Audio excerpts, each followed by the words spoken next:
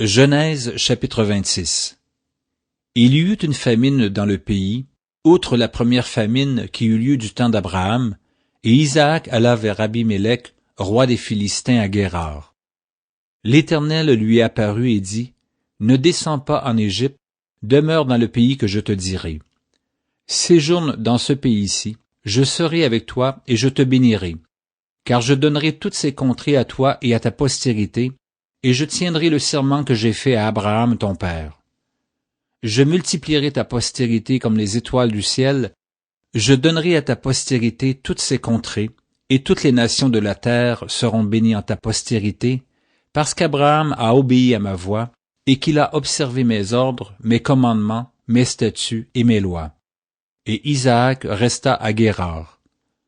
Lorsque les gens du lieu faisaient des questions sur sa femme, il disait, « C'est ma sœur. » Car il craignait, en disant ma femme, que les gens du lieu ne le tuassent parce que Rebecca était belle de figure. Comme son séjour se prolongeait, il arriva qu'Abimélec, roi des Philistins, regardant par la fenêtre, vit Isaac qui plaisantait avec Rebecca sa femme. Abimélec fit appeler Isaac et dit, « Certainement c'est ta femme. Comment as-tu pu dire c'est ma sœur? » Isaac lui répondit, « J'ai parlé ainsi de peur de mourir à cause d'elle. » Et Abimélec dit, « Qu'est-ce que tu nous as fait? Peu s'en est fallu que quelqu'un du peuple n'ait couché avec ta femme, et tu nous aurais rendus coupables. » Alors Abimélec fit cette ordonnance pour tout le peuple, « Celui qui touchera à cet homme ou à sa femme sera mis à mort. » Isaac sema dans ce pays, et il recueillit cette année le centuple, car l'Éternel le bénit. Cet homme devint riche, et il alla s'enrichissant de plus en plus, jusqu'à ce qu'il devint fort riche. Il avait des troupeaux de menu bétail et des troupeaux de gros bétail, et un grand nombre de serviteurs, aussi les Philistins lui portèrent envie.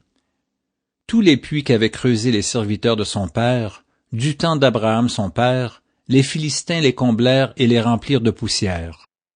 Et Abimélec dit à Isaac, « Va-t'en de chez nous, car tu es beaucoup plus puissant que nous. » Isaac partit de là et campa dans la vallée de Guérar, où il s'établit.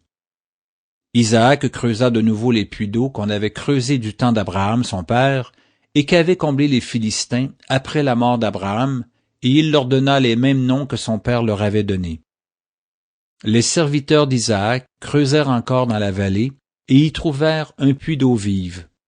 Les bergers de Guérar querellèrent les bergers d'Isaac en disant, « L'eau est à nous. » Et il donna au puits le nom d'Essec, parce qu'il s'était disputé avec lui.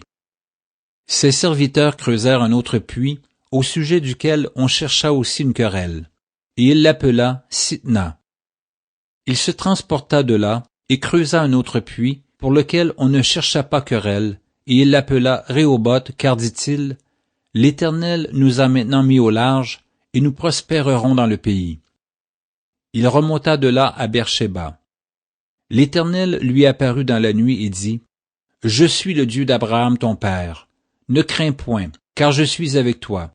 Je te bénirai, et je multiplierai ta postérité à cause d'Abraham, mon serviteur. » Il bâtit là un autel, invoqua le nom de l'Éternel, et y dressa sa tente. Et les serviteurs d'Isaac y creusèrent un puits. Abimélec vint de Guérar auprès de lui, avec Ahusa son ami, et Picol, chef de son armée. Isaac leur dit, « Pourquoi venez-vous vers moi, puisque vous me haïssez et que vous m'avez renvoyé de chez vous? » Ils répondirent, « Nous voyons que l'Éternel est avec toi. C'est pourquoi nous disons, qu'il y ait un serment entre nous et toi, et que nous fassions alliance avec toi. Jure que tu ne nous feras aucun mal, de même que nous ne t'avons point maltraité, que nous t'avons fait seulement du bien, et que nous t'avons laissé partir en paix. Tu es maintenant béni de l'Éternel. » Isaac leur fit un festin, et ils mangèrent et burent. Ils se levèrent de bon matin, et se lièrent l'un à l'autre par un serment. Isaac les laissa partir, et ils le quittèrent en paix. Ce même jour, des serviteurs d'Isaac vinrent lui parler du puits qu'il creusait, et lui dirent, « Nous avons trouvé de l'eau. » Et il l'appela Shiba. C'est pourquoi on a donné à la ville le nom de Beersheba jusqu'à ce jour. Ésaü, âgé de 40 ans, prit pour femme Judith, fille de Béri le Hétien, et Basma, fille d'Élon le Hétien. Elles furent un sujet d'amertume pour le cœur d'Isaac et de Rebecca.